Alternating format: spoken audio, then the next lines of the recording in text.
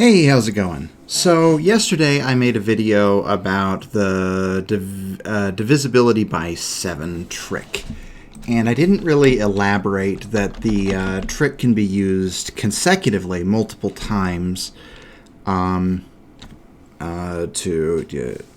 to get it down to a number that's easily digestible. But if you didn't see the video, the divisibility by 7 trick is that you take a number, say, I don't know, 452, and so you take all of the tens, so integer divide by 10, and then you subtract from it 2 times the ones place, like this. You take the absolute value of that, and then if that number is divisible by 7, then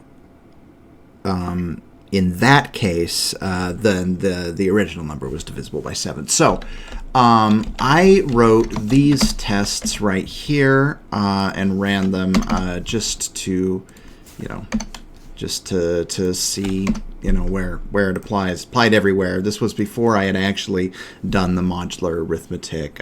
I just wanted to make sure that I understood what I was looking at.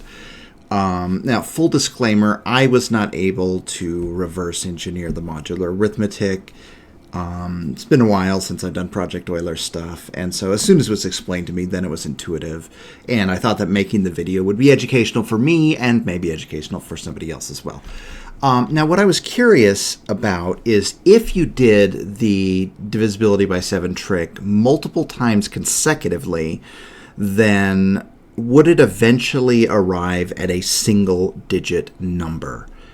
And I did not know the answer to that. Now, it's clear that the most that the absolute value could increase by 2 times the last digit would be like adding 18.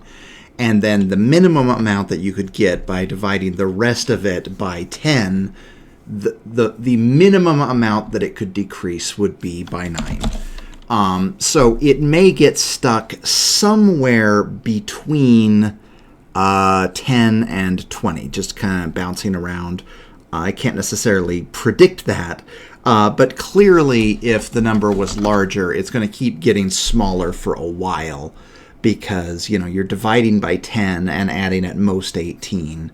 So, yeah, I mean, clearly if you have the number 50,000, it's not going to make that much difference if you're adding 18 even multiple times, as long as you're dividing by 10 every time. So, if we can eliminate every number between 1 and 100 and see where it ends up, then we should be able to see if doing it multiple times consecutively really does converge on 1. So,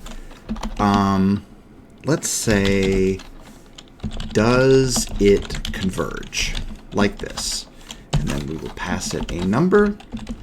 And we will say LRU cache none. Thank you, IDE. I appreciated that. That was not sarcasm. I was being serious. So obviously, if n is less than 10, this is our base case, and so we are going to return true. How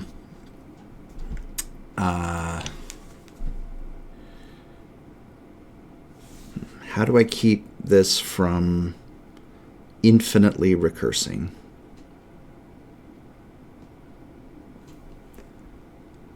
How do I keep it from infinitely recursing?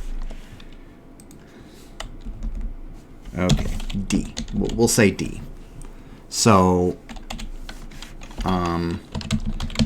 assert n is greater than 30 or d equals 0.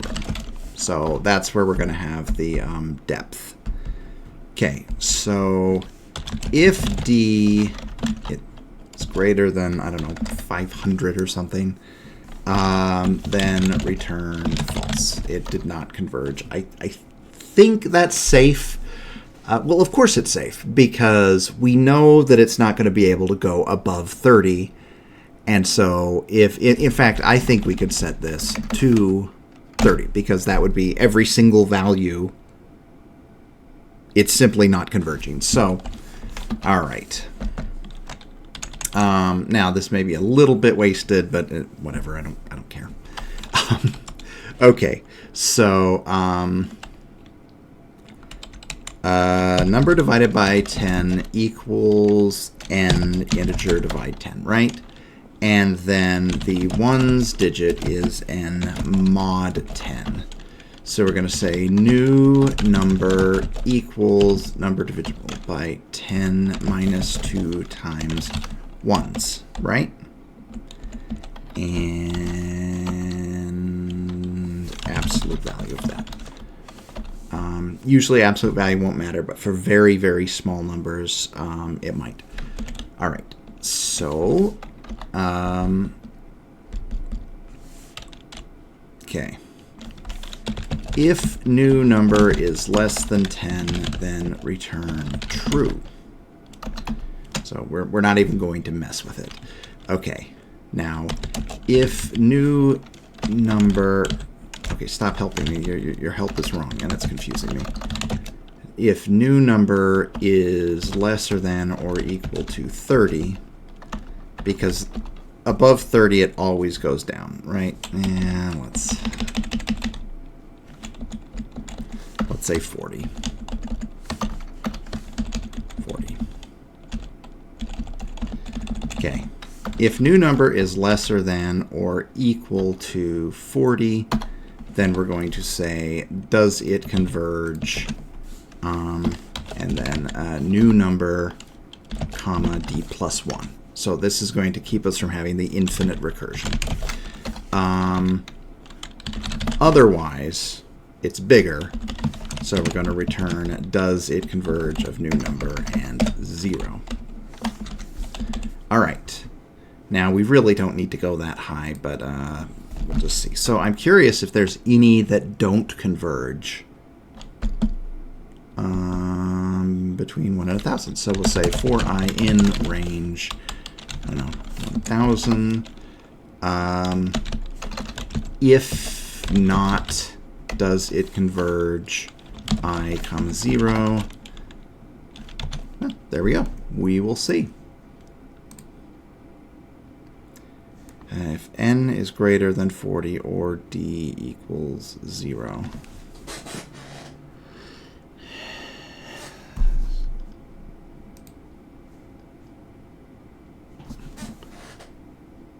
What is going on?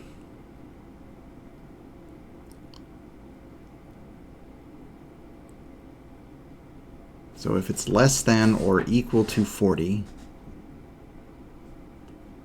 then we increase. Are you saying that it is somehow increasing after that? But how could it? That doesn't even make sense. Assert n is greater than 40.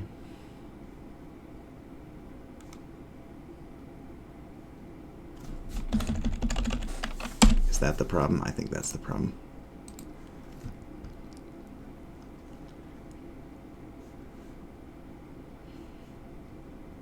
Okay, look, it's passing new number. Okay.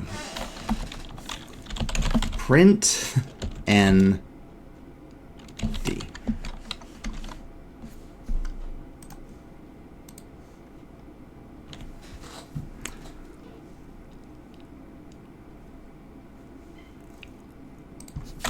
Espèce d'imbécile.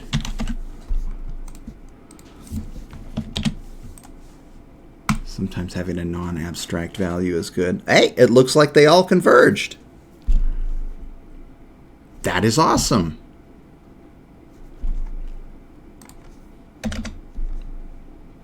Should go pretty fast